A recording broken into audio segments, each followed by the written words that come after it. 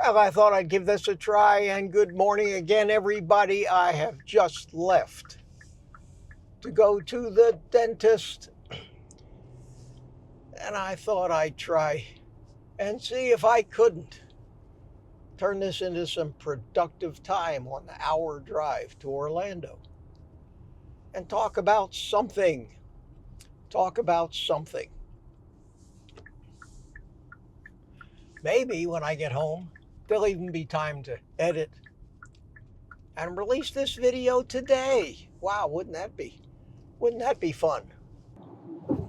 And maybe talk a little bit about what I think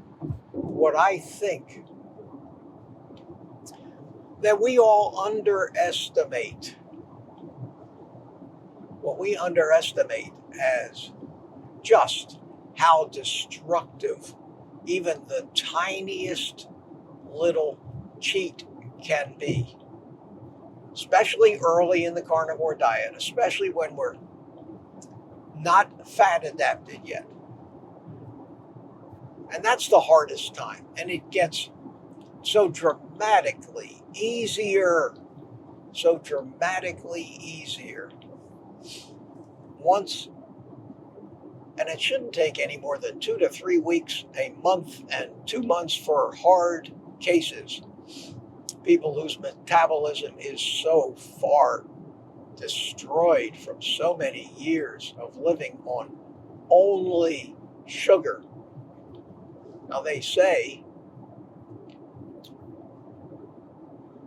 that right now, 71% of the calories, total calories consumed in this country, are carbohydrates. The reason for that is 50 plus years of brainwashing about how bad for you eating meat and, God forbid, any kind of fat, except for those healthy vegetable oils, which we know are seed oils. Just that leaves nothing but carbohydrates if you're not eating more than a couple ounces of lean protein a day and you're eating no fat and you're eating processed foods. That means you're getting your calories from seed oils and sugar. When I say sugar, as always, I mean carbohydrates, which include everything that isn't meat or animal fat. The goal is to cure your metabolism. That's the first and the most important consideration when you make the decision to go on a carnivore diet. And that's where carnivore differs so greatly from keto. Because on keto, your total focus is on how to extract just as much of that addictive enjoyment and pleasure that you get from eating carbohydrates. And you spend your time trying to fool your brain into thinking that you're enjoying these low-carb versions of your treats, but you haven't given up the treats, which is why I think that if you're a severe carb addict, and I always say, and I'll say it again, that anything that I say does not apply as drastically to someone who is not severely carb addicted. The worst part about the first carnivore days is your goal has to be to not trigger your addiction, because anything that triggers your addiction is going to sabotage you, which is why so many people fail. They can do keto longer before they fail because they're still satisfying their addiction. But carnivore doesn't allow anything for that.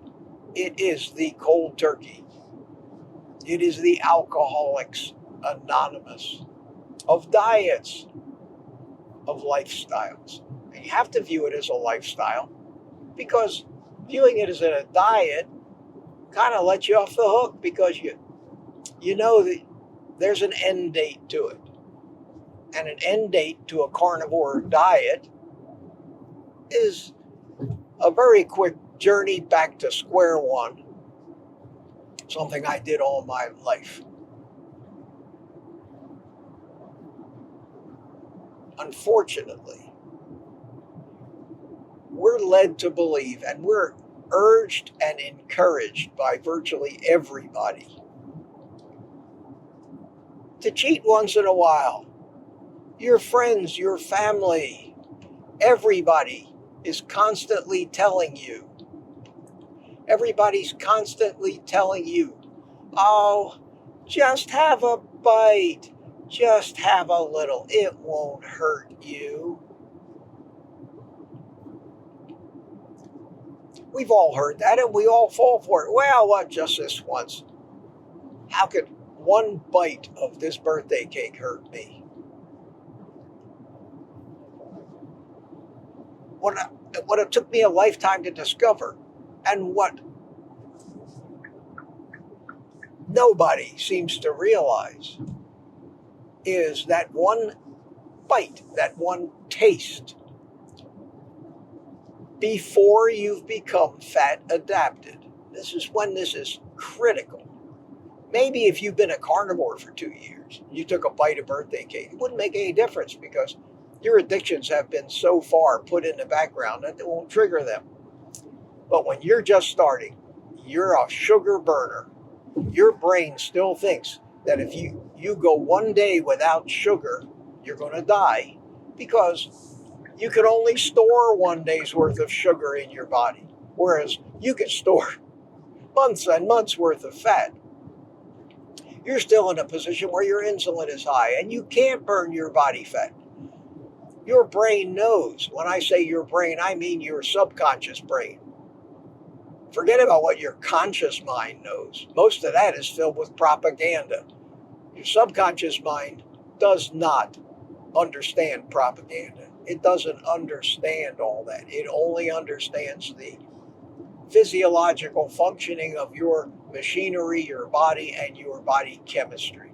And it knows, no matter what your conscious mind thinks, it knows that you have 1 day's worth of sugar.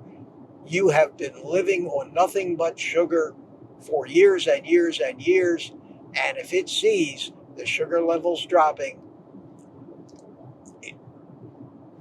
it throws you into a craving where it is imperative and uncontrollable to top off those sugar stores, while you're trying to convert to fat metabolism from sugar metabolism. You can't have not a single bite. You're better off to avoid anything that even tastes sweet. Artificial sweeteners will sabotage you. I know it sounds tough. My answer is to just keep eating so much meat and fat that you're never hungry. Forget about gaining or losing weight. Just concentrate on that first 2-3 weeks to maybe as much as 2 months, depending how screwed up you are, to allow your physiology and allow your brain to actually learn that it can live for more than a few hours without sugar. That's why after 30 days on carnivore, your cravings will reduce by 90%. There's a reason why that happens, and that reason is your brain has learned that you have other sources of fuel to keep you alive. Not only other sources, but the source you should be using all the time, which is burning fat. And there's no need to panic, but it takes your subconscious mind 3-4 weeks to get used to this, and that's how long it takes to make these cravings go away. It's a very simple to understand mechanism, but it's one that is real, and it is the root cause for failure of all diets, and especially a zero carb diet. And the reason very few people, after years, actually live this lifestyle, most of them, a staggering percentage of them, are right back, put on all the weight. All the chronic conditions have recurred. The point that I want to get across here is that a lifetime of trial and error for me has led me to the discovery of how it all works, how our addictions can express themselves in actions and have us eating stuff we have no desire to eat. How one bite, one taste of that stuff that has been our food most of our life can derail our efforts in an instant. I've also found that if we don't find some way to overcome a situation that triggers those addictions, and any hunger will do that, we're going to fail. So if you want to succeed and turn your life into a carnivore lifestyle, not just being on one diet after another, if you want to succeed and you learn nothing else, or even consider nothing else from me, consider the fact that during the first 30 days, here come the two rules. Number one, understand what your goal is during the first 30 days. And that goal has nothing to do with losing weight and getting prettier. That goal has to do with nothing but allowing your subconscious mind to learn that it can live for more than a few hours without sugar. And it does take time, not a lot of time. So be ready for the fact that during the first 30 days, if you're a severe carb addict, and most of us are, you are going to have to somehow fool your subconscious into not thinking it's starving to death. And the way you can do that is by triggering those satiety hormones that will override your subconscious mind's need for sugar. And that means not allowing yourself to get hungry, to keep that leptin flowing. Start lowering your insulin levels, and do that continuously for at least 3 to 4 weeks.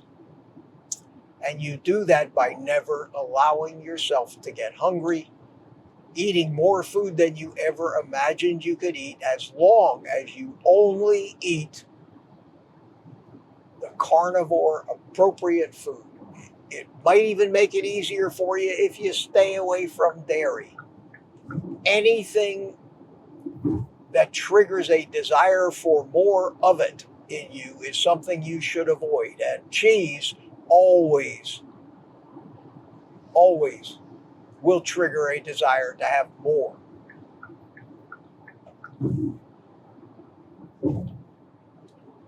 Forget about losing weight.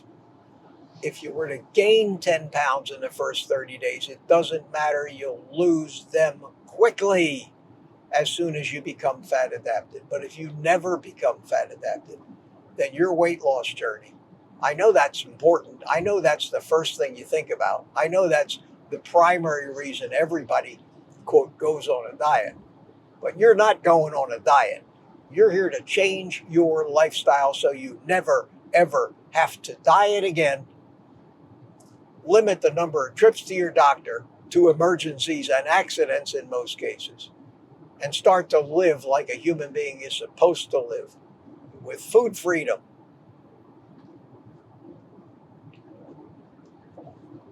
Forget the weight loss. The second thing I told you is to never allow yourself to get hungry. And there are techniques which I go over in my videos about the two most important things during the first 30 days, how to do the first 30 days.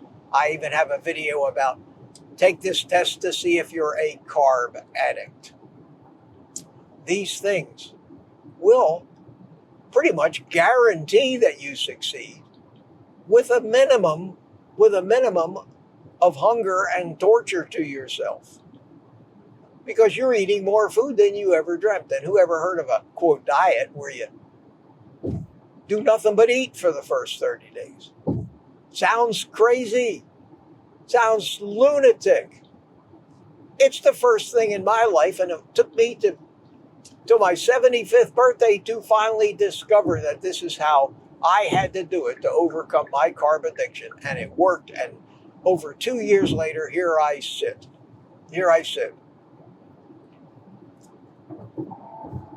I'm going to concentrate on my driving now. I've got maybe 45 minutes, 50 minutes to go to get to the dentist. I should be there about 15 minutes early. And while I'm having my teeth cleaned, enjoying every moment of people probing around and sticking sharp instruments into my mouth, you can relax. Take the rest of the day off, my friends, and eat meat.